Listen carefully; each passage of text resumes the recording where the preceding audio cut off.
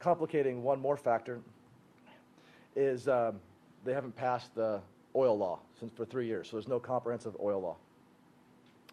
But just lastly on this, why are these companies persistent upon doing business here is because so much is at stake. And the fields are that productive. The second trend we see a lot, besides the oil and gas, and I don't want to go over here, is we see a lot of movement in the electricity sector from various corporations who wish to take advantage of the entire dearth of power which exists in Iraq. And for any of you who have lived in Iraq, you know how frustrating that is to be caught in the summer heat and not have air conditioning.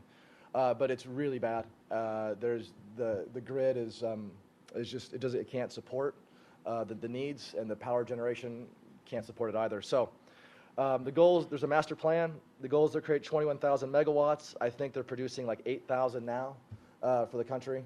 But before they can even, and it's $3 billion for GE to provide these 10 different power plants, I think. But it's now $4 billion, and it's GE and Siemens. So I mean, there's a lot of money there.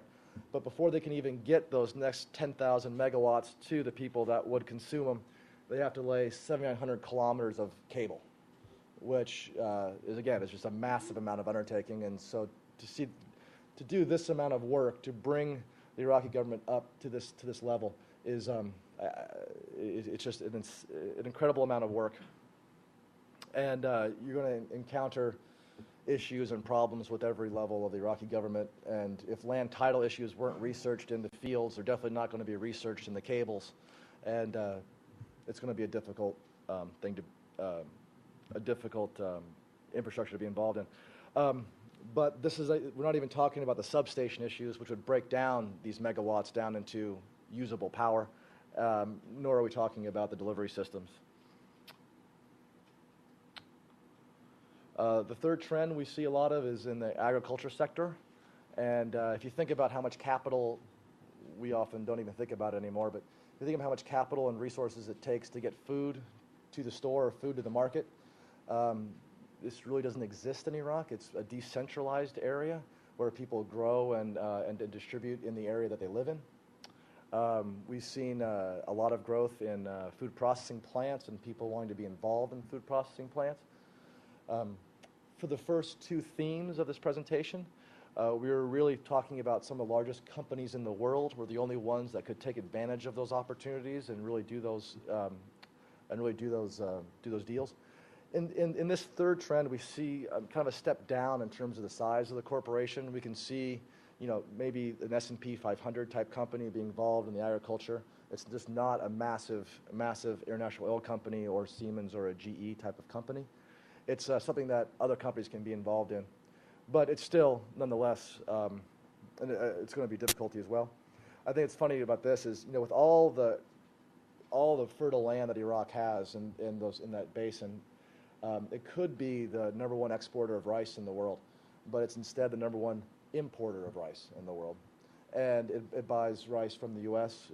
when they could produce their own. And again, it's not about the production capabilities, it's about the delivery capabilities that are there and about the security issues which would prevent shipping of the good between points. So that's a trend that we do see, and I couldn't be more happier about this one because it does allow for smaller investors, by smaller I mean still companies, to become involved in the Iraqi reconstruction projects.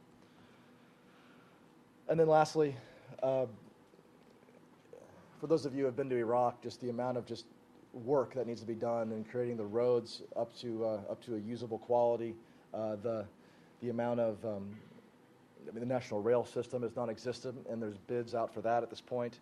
The airports are being redeveloped, and there's international corporations that are being involved in that. There's engineering projects, hydroelectric projects, electricity projects, sewage treatment, water delivery. I mean, it's building a country up from scratch essentially through private development. But it's there. I mean, there are opportunities there, and what's going to happen in the next stage is I think the real test, because some of these corporations that now see the opportunities have to go there and develop upon their vision, and they probably had to go to the board and sell their idea about how to invest in Iraq and how to be involved in Iraq. And now the step of this next chapter of Iraq becomes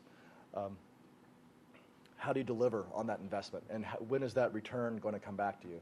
I think if you're an oil company, you know exactly when it's going to come back to you. It's going to come back to you when you start offloading. If you are in other types of these infrastructure projects, I'm not sure when it's going to come back to you. I'm not sure when the amount of return will be returned, but it will. What's missing from these themes, and there's probably a lot missing, but real estate investment. There's a law that says that it's not possible for non-Iraqis to own real estate. We just heard today that there might be this law might be passed, but I don't believe it is. If it's passed, it hasn't been in force yet.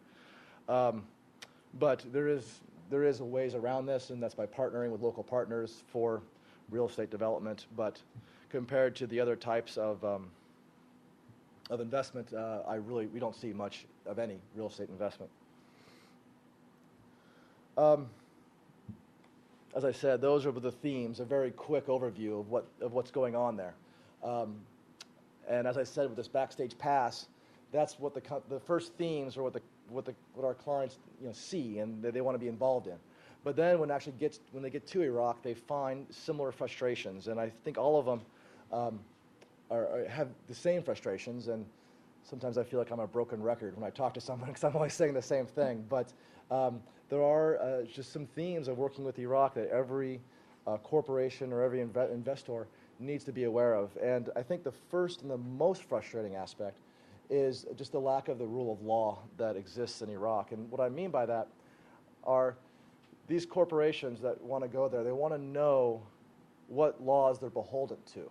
They want to know what laws are enforced. They want to know how they do something, and then they want to do that and organize their policy from New York or Houston or wherever, Paris, London, and then they want to have a predictable rule of law program that we take for granted in some of our jurisdictions here. And that's often difficult to do because it's a working relationship that the attorney creates with the ministerial or people that we work with in Iraq. But also, the other frustration I think that we can't emphasize enough is that many of these corporations are very reluctant to incorporate in Iraq because of the time, the cost, and the energy it takes to establish a corporate presence in Iraq. It's here we get online to the Secretary of State and we can create a corporation within a couple of minutes, and that corporation has a corporate personality. It is compliant with laws from the beginning. To incorporate in Iraq is a much more difficult process that involves working with the Ministry of Interior and the Ministry of Trade and then powers of attorney that must be consularized. And the details, the devil is definitely in the details, but the time frame to create a corporation in Iraq, to get a corporate structure off and running, is going to be a minimum 4 months. And that's the time it takes my office to create it once all the documents are properly consularized from the U.S. side. So add 2 to 3 months for those documents, and it's a 6-month endeavor to even incorporate.